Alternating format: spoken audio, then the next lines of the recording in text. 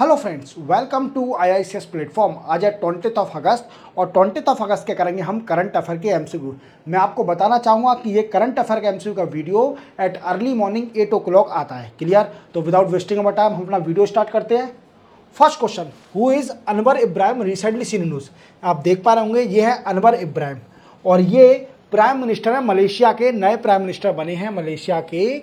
अब ये न्यूज़ में क्यों है तो दोस्तों मैं आपको बताना चाहूँगा, अनवर इब्राहिम मंडे को हमारी कंट्री में आए हुए हैं। ऑन बायलैटरल रिलेशन के ऊपर दोनों कंट्रियां डिस्कस करेंगे। अब मलेशिया कंट्री इंडिया के लिए इम्पोर्टेंट क्यों है? देखो दोस्तों, आप जानते हो कि इंडिया पाम ऑयल इंपोर्ट बहुत करती है। वी कैन से हमारे इंडिया में ऑयल बड़ा खाया जाता है, व्हाट आई मीन्स ऑयल बड़ा पिया जाता है एक तरीके से। तो देखा जाए तो annually India 9.7 million ton oil import करती है। एनुअली इतना ऑयल इंपोर्ट करती है, जिसमें से देखा जाए तो आउट ऑफ 3 मिलियन टन तो सिर्फ ओनली मलेशिया ही एक्सपोर्ट करती है। सिर्फ ओनली इसमें से 9.7 मिलियन टन में से 3 मिलियन टन तो सिर्फ ओनली मलेशिया ही एक्सपोर्ट करती है इंडिया को। तो देख लो, Malaysia play a major role in the we can say fulfilment of the palm oil requirement of the India. Clear? अब देखो दोस्तों, क्या है कि मलेशिया से कुछ टाइम पहले हमारे रिलेशन बिगड़ गए थे, क्योंकि इनसे पहले एक प्राइम मिनिस्टर थे जिनका नाम था महातीर मोहम्मद। क्या नाम था? महातीर मोहम्मद। इनसे पहले आप एक पर्सन को जानते होंगे, ये एंटी इंडियन है जिनका नाम है जाकिर नासिर। ये एंटी इंडियन है, हालांकि ये सिटीजन तो इंडिया की हैं, बट ये मलेशिया में जाके सेटल हो गए थे और इन्होंने क्या किया, हेट स्पीच इंडिया के खिलाफ। इवन मनी लॉन्ड्रिंग के कई सारे केस हैं इंडिया में इनके अगेंस्ट। क्लियर? अब इंडिया ने मलेशिया से रिक्वेस्ट करी थी, जब महातीर मोहम्मद थे वहाँ के पीएम, तो उनसे रिक्वेस्ट करी थी कि इस जाकिर नासिर को एक्स्ट्रेडिशन इंडिया में भेजा जाए, क्योंकि उस टाइम इंडिया का सिटीजनशिप थी। तो क्या किया, महातीर मोहम्मद ने रिजेक्ट कर दिया इंडिया की रिक्वेस्ट और इसको भेजने के लिए मना कर दिया। इवन इसको सिटीजनशिप दे दी, मलेशिया की सिटीजनशिप भी दे दी थी। इवन आप देखिए, फिर इंडिया इंटरपोल के पास गई। इंटरपोल में बोला गया कि रॉड कॉलर नोटिस निकालिए इस पर्सन के खिलाफ, रॉड कॉलर नोटिस निकालिए, क्योंकि ये एक क्राइम कमिट करके गया था मनी लॉन्ड्रिंग का कंट्री के अंदर, दूसरी कंट्री में। पर इंटरपोल को कोई ऐसे पुख्ता सबूत नहीं मिले, तो इंटरपोल ने रेड कॉलर नोटिस नहीं निकाला जाकिर नासिर के खिलाफ। ठीक है? अब इसमें क्या है, तो इससे क्या हुआ, नरेंद्र मोदी साहब ने महातीर मोहम्मद और मलेशिया कंट्री से रिलेशन बिगड़ गए और इंडिया बायलैटरल रिलेशन तोड़ रही थी मलेशिया के साथ। इवन पाम ऑयल जो इंपोर्ट कर रही थी इंडिया 3 मिलियन टन नियरली, वो भी कम होते जा रहा था दिन प्रतिदिन। बट क्या हुआ, महातीर मोहम्मद गए और नए प्राइम मिनिस्टर बन गए अनवर इब्राहिम उस टाइम भी थे, पर वो कैबिनेट में थे, महातीर मोहम्मद के कैबिनेट में। अब ये प्राइम मिनिस्टर बन गए और प्राइम मिनिस्टर बनते ही ये इंडिया है बायलैटरल रिलेशन अच्छे करने के लिए इंडिया के साथ। याद रखोगे, मैंने आपको डिटेल में समझा दिया। चलते हैं नेक्स्ट क्वेश्चन पर। नेक्स्ट क्वेश्चन है, विच स्टेट लॉन्च मुख्यमंत्री मैया सम्मान योजना इन इंडिया। देखो क्या है, हर स्टेट रेवड़ी बांट रही है। जिस भी स्टेट में इलेक्शन है वहां लोगों को रेवड़ी बांटी जा रही है, वुमेन को पैसा दिया जा रहा है, उनके बैंक अकाउंट में दिया जा रहा है, सिर्फ ओनली वोट बैंक गेन करने के लिए। अब जहाँ जहाँ इलेक्शन हो रहे हैं तो वहाँ जरूर डेफिनेटली ये स्कीम आ रही है। जैसे आपने सबसे पहले ये स्टार्ट किया था मध्य प्रदेश में, जिसको हम बोलते हैं लाडली बहना योजना, और अभी राइट नाउ 1250 रुपये हर वुमेन के अकाउंट में जा रहे हैं। जो गरीब लोग हैं, बिलो पॉवर्टी लाइन में जो वुमेन हैं, उनके अकाउंट में जा रहे हैं 1250 रुपये। ऐसे ही वीकेंड से महाराष्ट्र में भी स्टार्ट हुआ। मैंने आपको प्रीवियस लेक्चर में समझाया, 19 ऑफ अगस्त के करंट अफेयर एमसीक्यू में समझाया है इस स्कीम के बारे में, जो महाराष्ट्र में स्टार्ट हुई है, जिसमें 1500 रुपये दिए जा रहा है वुमेन को, जो कि जिनकी annual income less than we can say 2.5 lakh per annum है। क्लियर? और ठीक है, इसी के साथ और उनकी एज क्या है, 21 से लेकर 65 तक एज होना चाहिए। बट अब एक चीज़ देखना, अब झारखंड ने भी एक स्कीम निकाली है फ्री की रेवड़ी बांटने के लिए, जिसका नाम है मुख्यमंत्री मैया सम्मान योजना।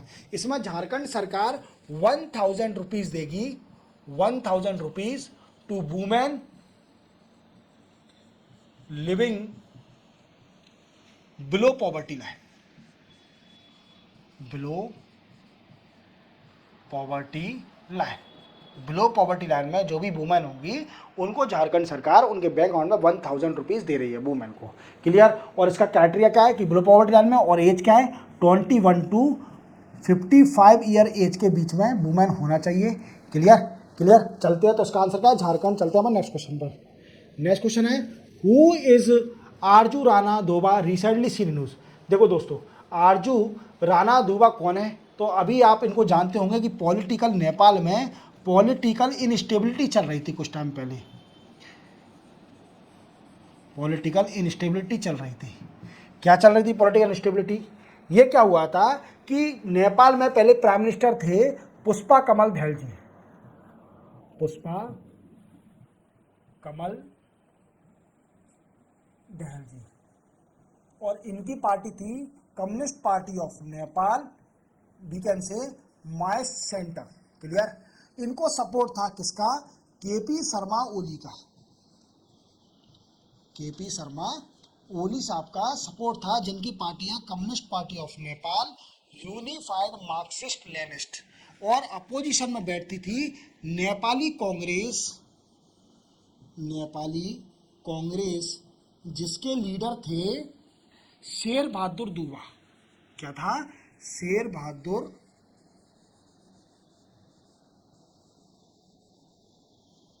दुबा। क्लियर। शेर बहादुर दुबा।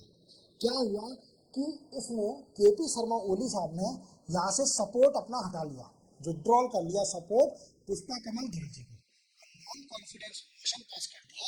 संसद भवन, नेपाल की जो संसद है वहां पर नॉन कॉन्फिडेंस मोशन पास कर दिया, जिससे क्या हुआ कि पुष्पा कमल दहल जी की गवर्नमेंट गिर गई और नए पीएम बन गए KP Sharma Oli with the support of Nepali Congress Sher Bahadur दुबा। इन दोनों के बीच में डील हुई कि आधे टाइम के लिए आप पीएम रहोगे और आधे टाइम के लिए शेर बहादुर दुबा रहेंगे। केपी शर्मा ओली साहब की गवर्नमेंट में ये मैम बनी है फॉरेन मिनिस्टर, फॉरेन मिनिस्टर। और ये कौन है? ये मैम है कौन? वाइफ ऑफ शेर बहादुर दुबा। क्या है? जो आरजू मैम है वाइफ ऑफ शेर बहादुर दुबा, शेर बहादुर दुबा की वाइफ है। और कौन है ये? आरजू राणा दुबा। क्लियर। ये फॉरेन मिनिस्टर बनी है। अब ये न्यूज़ में क्यों है? तो पहले तो इसका आंसर जान लीजिए, foreign minister of Nepal. Clear. अब ये न्यूज़ में क्यों चल रही है? देखो दोस्तों, ये न्यूज़ में इसलिए है क्योंकि ये इंडिया आए हुए हैं। कहाँ ये इंडिया हुए हैं? 5 डेज की विजिट पर, 5 डेज की विजिट पर ये इंडिया आए हुए हैं। और इंडिया के साथ इनके बायलैटरल रिलेशन अब पे डिस्कस किया जाएगा। इंडिया और नेपाल के बायलैटरल रिलेशन पर डिस्कस किया जाएगा। क्लियर। क्लियर हो गया। चलते अपन नेक्स्ट क्वेश्चन पर। नेक्स्ट क्वेश्चन है union defence minister inaugurate new maritime rescue centre setup in which place. देखो, अभी जो राजनाथ सिंह साहब हैं इन्होंने एक सेंटर बनाया है जिसको बोलते हैं न्यू मैरीटाइम रेस्क्यू सेंटर। ये सेंटर कहाँ बना है दोस्तों? ये सेंटर बना है चेन्नई में, चेन्नई में सेटअप हुआ है। और इसका वर्क क्या है? इसका वर्क है दोस्तों कि जो रेस्क्यू करना, rescue operation in sea. Clear. याद रखोगे तो चेन्नई में बना अभी न्यू मैरीटाइम रेस्क्यू सेंटर बना है। क्लियर। और इसको इनॉग्रेट किसने किया है? राजनाथ सिंह जी ने इनॉग्रेट किया है। चलते हैं नेक्स्ट न्यूज पर। Next, new coast guard air enclave setup in which place of India. तो नए coast guard air enclave setup हुआ है। और किस जगह सेटअप हुआ है? तो वो हुआ है दोस्तों पौंडीचेरी में, ये पौंडीचेरी में। और इसको भी राजनाथ सिंह जी ने इनॉग्रेट किया है। और ये क्या करेगा दोस्तों? ये क्या करेगा? Air patrolling, air patrolling for rescue purpose. किसके लिए? रेस्क्यू पर्पस के लिए ये करेगा का कि ये एयर पेट्रोलिंग करेगा। और यहाँ पर क्या है? सेटअप भी कर दिया है चेतक एयरक्राफ्ट, चेतक और हैवी वेट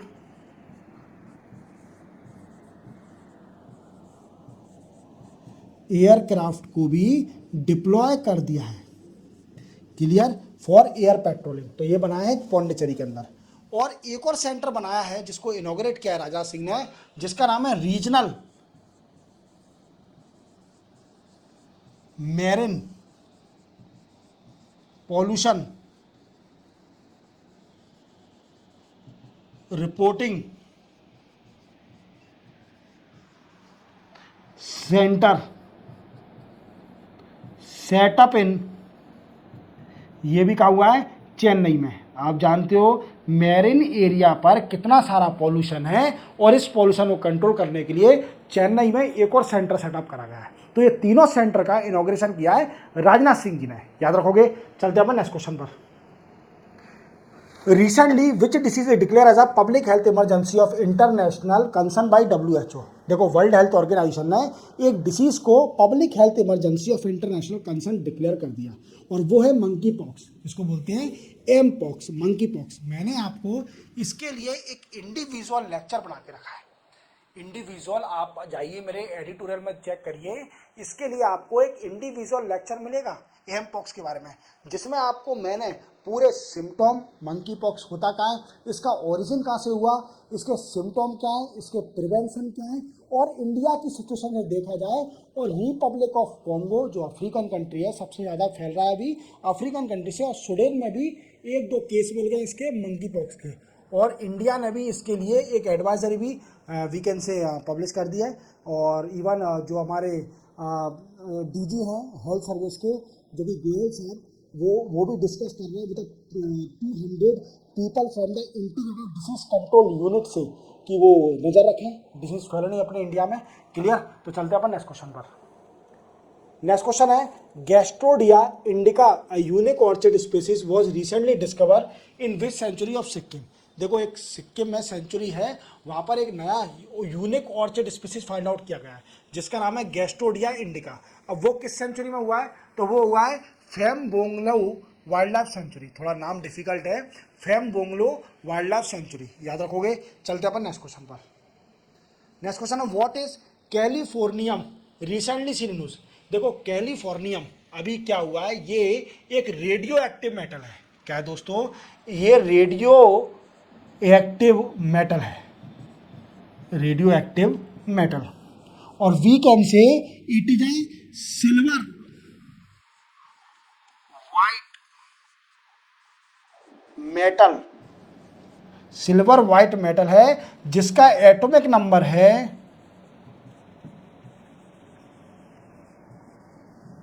98। क्या है दोस्तों, 98 जिसका एटॉमिक नंबर है।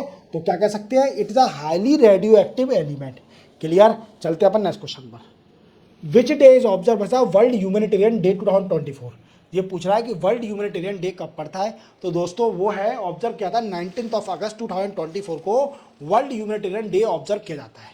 और इसी के साथ एक और बात याद रखना कि ह्यूमैनिटेरियन डे है वो क्यों ऑब्जर्व किया जाता है, क्योंकि आप जानते हो कि इंसानियत एक सबसे बड़ा मुद्दा है जो दूसरों की मदद कर सकता है। अगर आपके अंदर इंसानियत नहीं है तो आपका भगवान भी मदद नहीं करेगा। आपके अंदर सिंपैथी होना चाहिए, ह्यूमैनिटेरियन क्वालिटी होना चाहिए, दूसरों की मदद करते रहना चाहिए, वो सबसे बड़ा पॉइंट है। तो उस दिन को सबको वीकेंड से अवेयर करने के लिए कि ह्यूमैनिटेरियन वर्क करते रहिए, दूसरों लोगों की मदद करते रहिए, इसलिए दिन ऑब्जर्व किया था 19 अगस्त को। इसी के साथ 20 अगस्त के करंट अफेयर के MCQ कंप्लीट होते हैं। चैनल को सब्सक्राइब और बेल आइकन प्रेस करना ना भूलना। मिलते हैं हम कल 21 अगस्त को नए करंट अफेयर MCQ के साथ। तब तक के लिए जय हिंद।